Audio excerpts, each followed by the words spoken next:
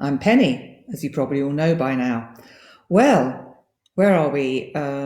Week 5, week 6? I don't know. I've got lost with lockdown, but one of the things I'm very aware of is that not only myself, but a lot of people that I talk to have been suffering from a kind of overwhelm and basically just meltdowns.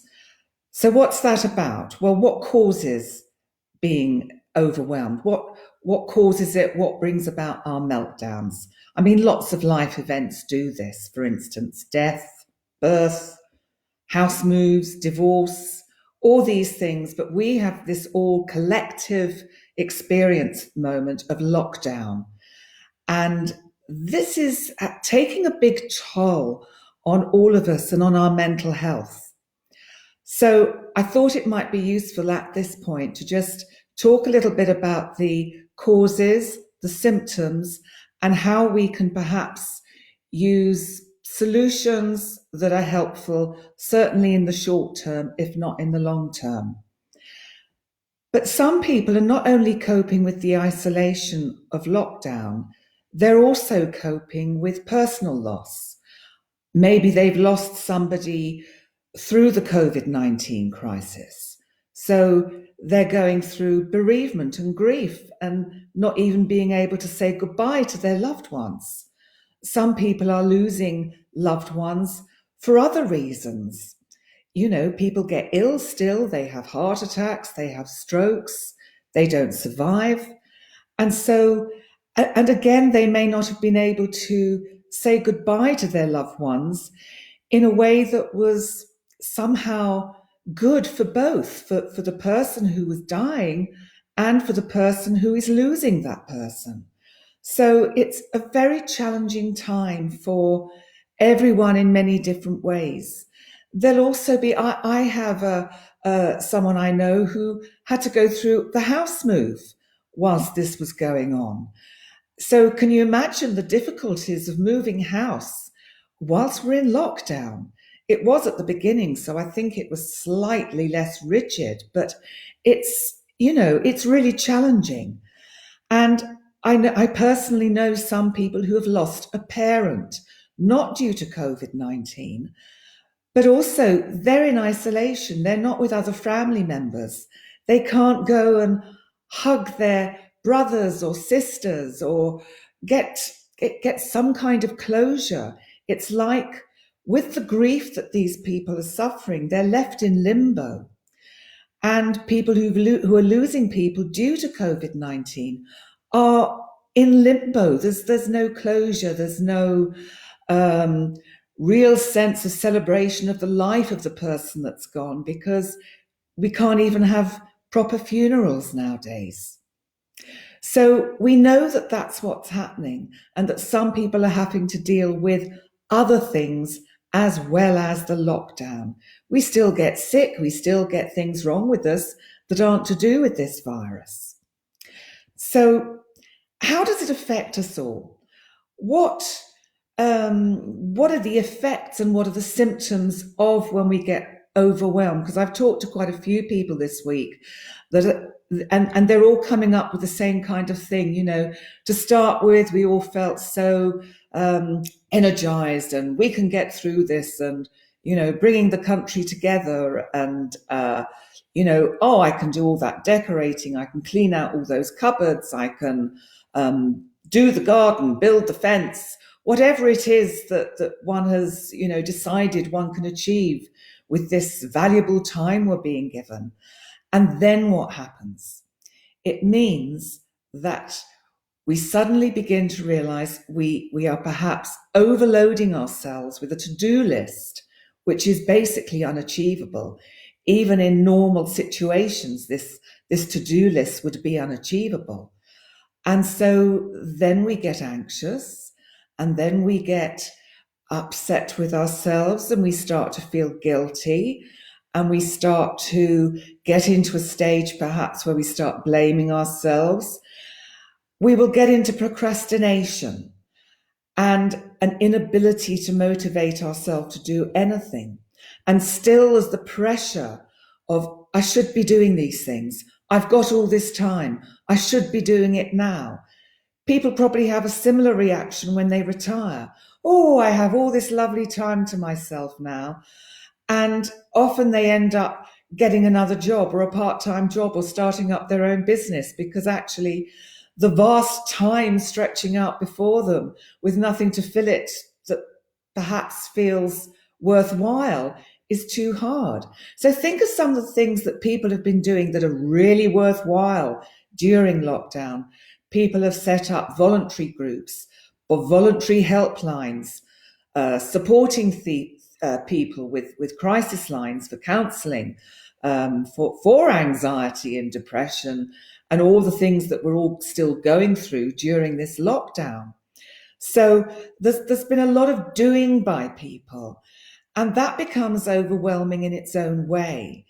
Because on some level, it's great that we have all these people who are able to get up and go out there and do things. I decided to sort of do these videos in an effort to hopefully help some people. It may not help everyone. That's okay. They don't have to listen or watch. But if just one or two people get something valuable from what I say, then I've felt I've done something to contribute to the whole, as we're all part of this. We're all in this together. As I've seen a lot of posts that have been around, which are same storm, different boats, and I think that really explains it quite well, because in some people's boats, they are nearly sinking with the amount of things they've got to cope and deal with. But let's look at these to-do lists, because we've probably all started with a kind of to-do list. There's always the wonderful ones of, I'm going to start painting, I'm going to write the book, I'm going to, I don't know, write music, I'm going to build a tree house. I don't know, whatever it is that, really, really is something that you would love to do. We all have those wishes and dreams. And the time goes by and the clock is ticking. And what have we done? We've watched several box sets. We've gained a stone or a few kilos in weight. We have visited the fridge more times than we've gone out for a walk. We have, had lots of video calls with loads of friends, reconnected perhaps with people we haven't spoken to for a long time. Certainly that's happened for me, and it's been great connecting with people I haven't spoken to for a long, long time. But, this all takes its toll as well, because I can remember at the beginning, I was starting to sort of, get into overwhelm by the amount of video calls I was doing, and not wanting to let people down. And probably that's what we've all got into, thinking, oh no, I have to check in with, with so-and-so today, and I have to check in with them, and I must make sure I've let everybody know that I'm all right, and are you all right, and I'm okay. And, that presents its own kind of emotional overload. But, what are the symptoms? Well, before sometimes that we even realize that we've become completely overwhelmed by this situation, we will probably notice that we're feeling more anxious. We may notice that we actually have physical symptoms like rapid heartbeats, like we're getting more irritated by news reports, by things people say, whether it's online or in the news. We get very angry. We might start shouting at the television, shouting at Facebook, shouting at whatever it is that's just irritating us to bits today. We will start feeling very helpless.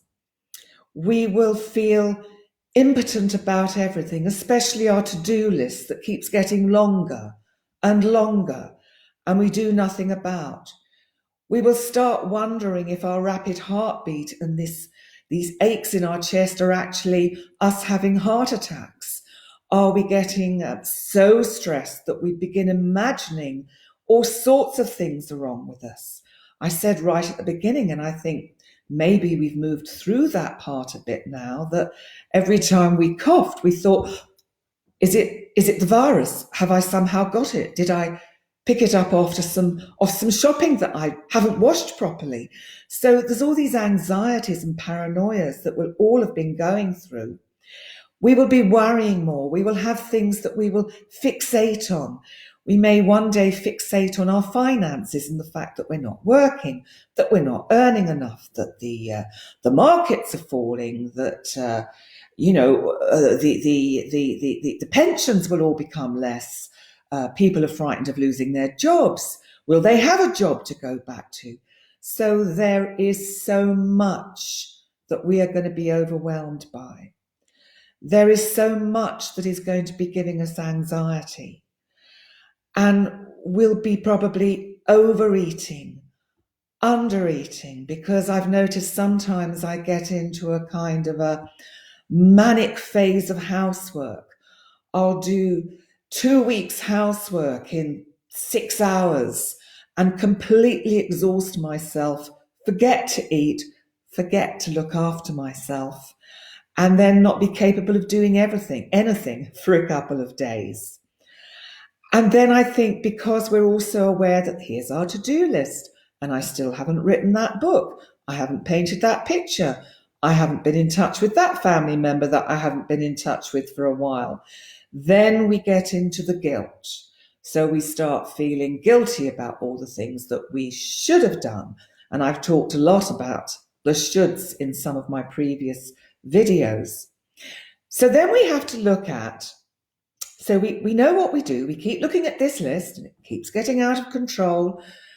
We have the procrastination. We cannot find the motivation. So what are the solutions for all of this? First of all, and it is about going back to basics.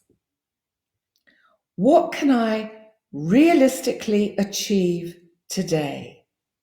You know, when we get into procrastination and unable to do anything, even something simple like washing up your coffee cup actually can be an achievement.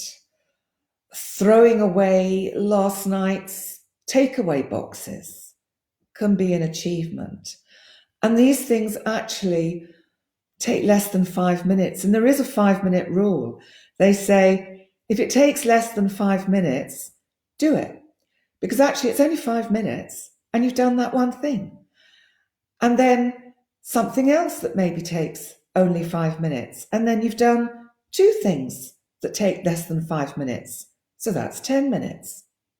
But then we go the other way and we think, and we keep looking at, maybe, as I say, we want to write that book. So we have our computer open, we have our word processor package open, and we're thinking, okay, here we go. 3 hours later, we're still looking at it. We've walked away, we've had 7 cups of coffee, we've made 3 video calls, and we've wasted all that time, or at least we think we've wasted all that time, because we're not able to actually stand back and forgive ourselves and say, it's okay, I don't have to achieve this all now. I don't have to achieve my whole to-do list. I don't have to write a novel. I don't have to learn a language today. I don't even have to learn the guitar today. And then actually we have to ask ourselves, I think, some very important questions. Do I want to write a novel? Why do I want to write a novel? What's that about? What will that give me? Do I want to learn the guitar? How will that benefit my life? Is it just going to make me feel that I've worked hard and I've used this time productively and proactively? Or do we really, really want to do it? I really feel it's so important, especially during this lockdown, that we do things that actually we're really passionate about. If you love painting all day or drawing all day, do it. If you love baking, do it. Maybe just be mindful about how much you eat. If you love exercising, do it, but don't overdo it, because I think sometimes especially with exercise, we can get into, not me, I hasten to add, but people have told me they get like this. We can get into where we over exercise and we're kind of competing with ourselves all the time and going, I've done, I don't know, 20 press ups today. Tomorrow I'm going to do 40. No, why not increase it by 5 a day? I made this mistake at the beginning when I thought, right, well, I will go up and down the stairs, 10 times, and absolutely killed myself and then didn't do it. I don't think I did it again ever, actually. Instead of thinking, well, actually, I could just go up them 3 times today and then I could do them 4 times tomorrow. So I'm saying that because none of us are perfect. None of us get it right.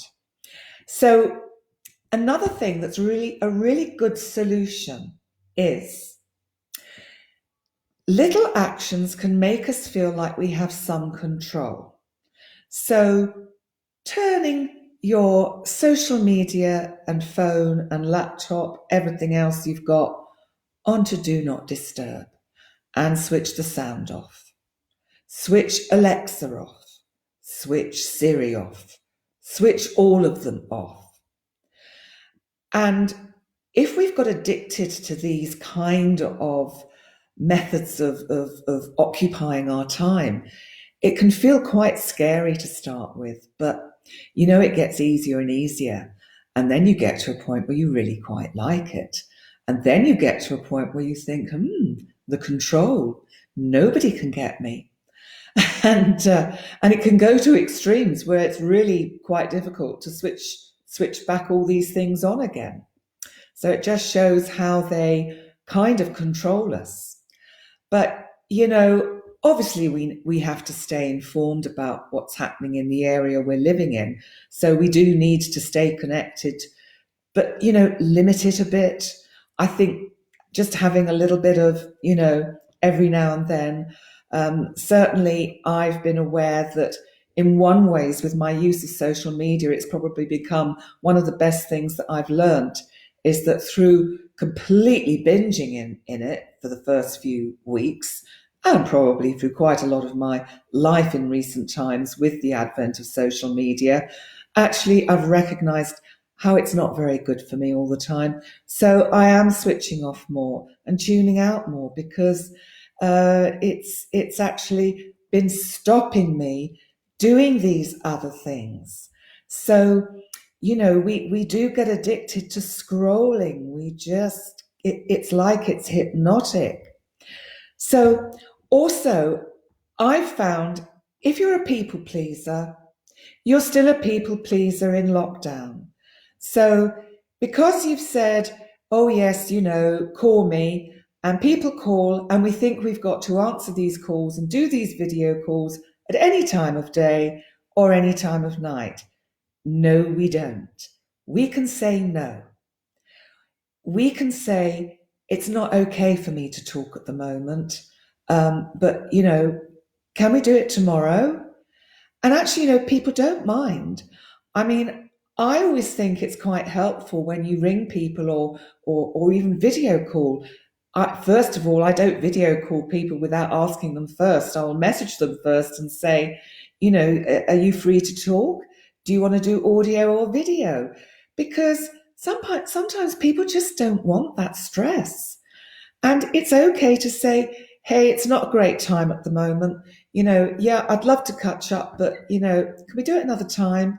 I'm not really sure when at the moment. I'm just not feeling great, but, another time. And that's okay. And don't take it personally. It's nothing about you. It's actually that person trying to respect themselves and say, look, it's just not a great time for me and I don't want to talk. So also, when we're in this overwhelm, apart from being able to say no to lots of things, it's so important anyway in life to say no, to not do things we don't really want to do. It's really not good for us. I know sometimes we have to push ourselves a bit and encourage ourselves a bit, but, we can get into beating ourselves up then.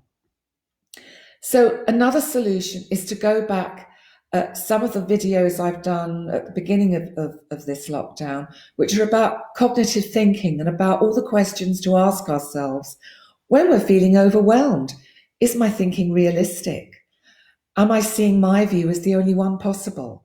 There's a whole list of these ways of thinking that I've talked about in some of the other videos.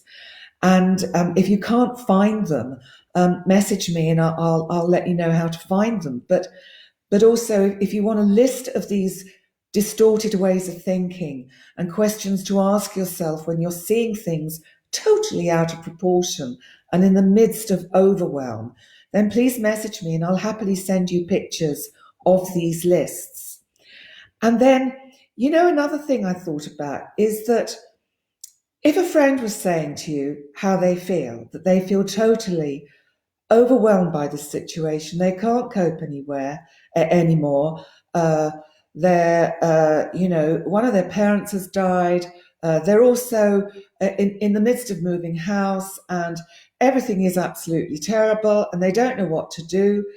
Think, what would you say to this person? How would you, just listen to that person? You might just need to listen to them and just understand it and just say, yeah, this is really tough for you. Not only are you going through the loss of your parent, but you're going through all of this as well. This must be truly terrible for you. And I think what you have to do is be able to find that inner friend in you that can say that to you so that you can stand back and say, hey, to yourself, it is tough. It's really not easy. None of us know what's going to happen. We don't know how long we're going to be in this situation for. Of course, we're all going to feel like this. None of us can expect to be perfect, get it right, learn that language, or write that book during this time.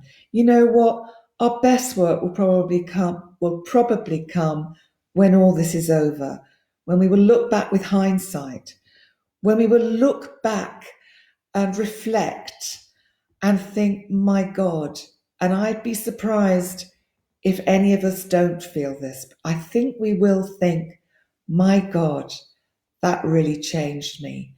And actually, I hope that we will all see that an awful lot of good will come out of this for us all individually, of an awareness of our inner strengths and more compassion for ourselves, more compassion for each other. We can get very critical of ourselves and of others. And, hey, we're just all trying to do our best in this storm that we're in. And, if it really, really gets bad, there is no shame in asking for help. We can all ask for help. I ask for help. I do that to my friends. And I have people I can go to and I know I can say, look, I'm just not coping well at the moment. Help. But even sometimes when we're in this overwhelmed state, we forget to ask. So maybe you need to have it written down somewhere that you look at, my list of coping strategies for when I'm completely overwhelmed and having a mental breakdown. Ask for help, go back to basics, look at my thinking. Is it really negative and distorted? And I think once we start getting out of that primitive brain, as it's being called, and back into our intellect, it helps us actually see how we can solve our own problem and give ourselves some slack. And in that same breath, we also need to give each other a bit of slack. We are all in this. So thank you so much for joining me in this video. I hope some of you will gain something from it. And I wish everyone well. And I really hope that we all meet on the other side of this lockdown and will really have learned something very valuable from it, not just as individuals, but as a whole and as a planet. So take care. God bless.